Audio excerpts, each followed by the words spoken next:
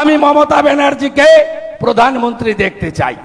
আরে বেসরা সাহেব, কি করে প্রধানমন্ত্রী মমতা ব্যানার্জি হবে? মোট আসন 543, লাগবে 272।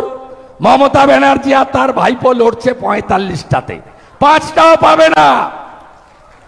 গরুর গাড়ির যেদিন হেডলাইট লাগবে আর স্যান্ডো গেঞ্জিতে বুক পকেট লাগবে, সেদিনই আপনার প্রধানমন্ত্রী মমতা ব্যানার্জি হবে। তার আগে হওয়ার কোনো চান্স নেই। আমরাই তো সরকার করব। এইবার 400 পার হবে। অলরেডি সুরাটে বিজেপি একটা সিট পেয়ে গেছে। তাই বেসরা সাহেব এখানে কুর্মী ভোট কাটার জন্য নেমেছে।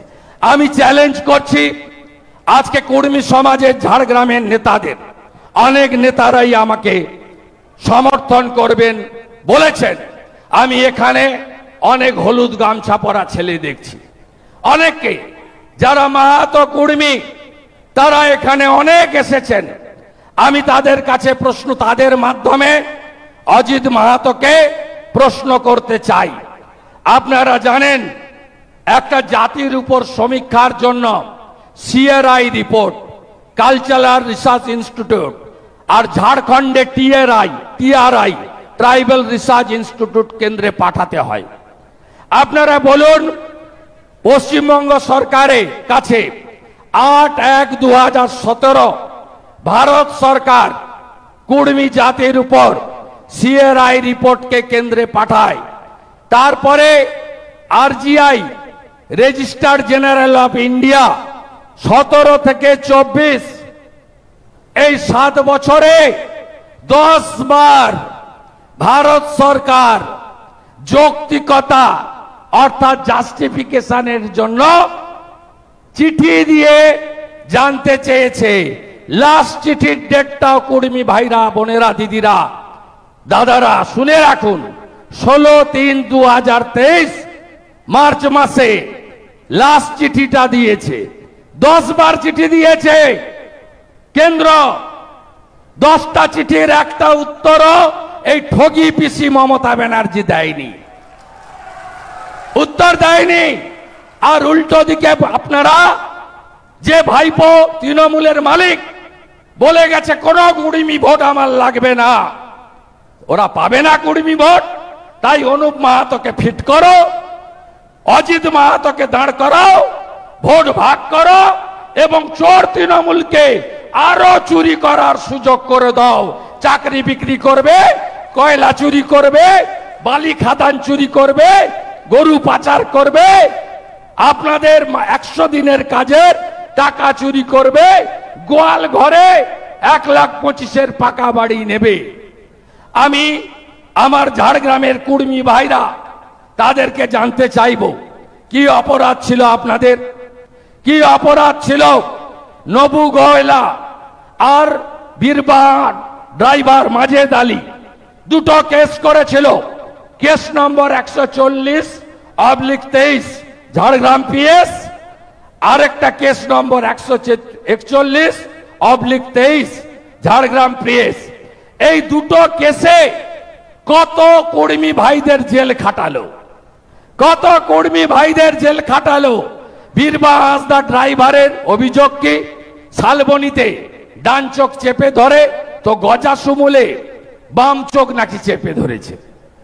আর নবু গোয়েলা বলছে অস্ত্র নিয়ে, আগ্নেয় অস্ত্র নিয়ে কুর্মীরা ঝাঁপিয়ে পড়েছে। আপনাদের জেল খাটালো কে? মমতা ব্যানার্জি। আবার কি শিক্ষা দেবেন না? 25 তারিখে শিক্ষা দেবেন না? শিক্ষা দিতে হবে, জোট বেঁধে ভোট করতে হবে, চোরেদের তাড়াতে হবে, আর জঙ্গল মহল জুড়ে এই পুলিশি রাজ খতম করতে হবে। লড়াইতে তৃণমূল আছে? নেই। লড়াই হচ্ছে পুলিশ ভার্সেস বিজেপি। সব জায়গায় পুলিশ, পতাকা খুলছে পুলিশ, দেওয়াল লিখন মুছছে পুলিশ। আমি খুব খুশি আজকে একই দিনে গড়বেতায় আমার কাছে যিনি হেরেছেন 1956 ভোটে, উনি মিটিং করছেন, 3000 লোক। আর এখানে আপনারা 15,000 বুথ কর্মী এসেছেন। গজা শিমুলে উনি ওখানে আর আমরা এখানে বলছে চাকরি খেয়ে নিয়েছে বিজেপি। আরে আপনি তো বলেছিলেন ডবল ডবল চাকরি হবে, চাকরিগুলো গেছে তো আপনার জন্য।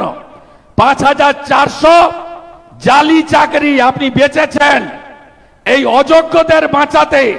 25,000 লোকের চাকরি গেছে আপনার জন্য মমতা ব্যানার্জি। আপনি দোকান খুলে চাকরি বেচেছেন। আপনি জেলায় জেলায় আপনার মোটা পার্থ প্রাইমারি কাউন্সিল তুলে দিয়েছে। আপনি এসএসসির রিজিওনাল তুলে দিয়েছেন। আপনি কি করেছেন? 21,000 নতুন মদের দোকান আর ডিআর লটারি ধরিয়ে দিয়েছেন সবাইকে। 1,000 টাকা মাকে দিদিকে দিচ্ছেন আর ডিআর লটারিতে সব চলে যাচ্ছে। হ্যাঁ কিনা মা বলুন? আপনার বাড়ির লোক ডিআর লটারিতে সব টাকা দিয়ে চলে আসছে না? 1 কোটি পাবো। সর্বনাশ হচ্ছে বাংলার। এদের তাড়াতে হবে। লোকসভাতে আপনারা জিতিয়ে দেন, আমি কথা দিয়ে যাচ্ছি।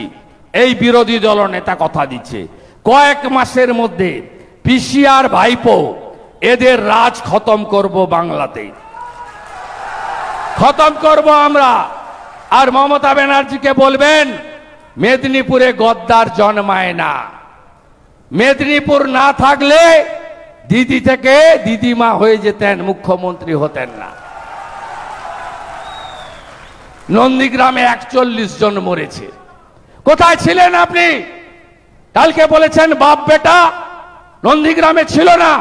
আর আপনার মা বেটা আপনারা কোথায় ছিলেন যেদিন নেতাইতে ফুলকুমারী মাইতি, সরস্বতী ঘোড়াই, গীতালি যাদব, আরতি মন্ডল, সৌরভ ঘোড়াই, শ্যামানন্দ ঘোড়াই, ধীরেন সেন, অরূপ পাত্রদের দেহ তুলেছিল, সেদিন শুভেন্দু অধিকারী তুলেছিল। আপনি কোথায় ছিলেন? আপনার মা বেটা কোথায় ছিলেন? কোথায় ছিলেন আপনারা? আমি আপনাদের লোক তো। এই সিটটা মোদিজিকে দেবেন তো? দেবেন তো? আর কথা বাড়াবো না। 2টো সভা আছে খড়গপুরে, দাঁতনে। একে সাফ করতে হবে। আজকে মোদিজির মালদার সভা 4 লাখ লোক হয়েছে। মোদি, সব জায়গায় মোদি, মোদি ছাড়া উপায় নাই। 29 তারিখ বেলা 11টার মধ্যে সুসজ্জিত হয়ে আসবেন। ধামসা মাদল, ঝুমুর গান, সবাই আসবেন। 12টার সময় প্রার্থী যাবে নমিনেশনে, আর সাথে আমিও থাকব। আপনারা সবাই আসবেন। আর আগামী 30 তারিখ আমি বান্দোয়ান যাচ্ছি। সাধুচরণ মুর্মুর জন্মদিন। বিরাট জনজাতি জমায়েত, সামাজিক কর্মসূচি আমাকে ডেকেছে। জনজাতি কর্মী আমরা সবাই সনাতনী একজোট হয়ে রাষ্ট্রবাদী সংখ্যালঘুদের সাথে নিয়ে আমরা সব আসনে পদ্ম ফোটাবো। সবাই খুব ভালো থাকবেন।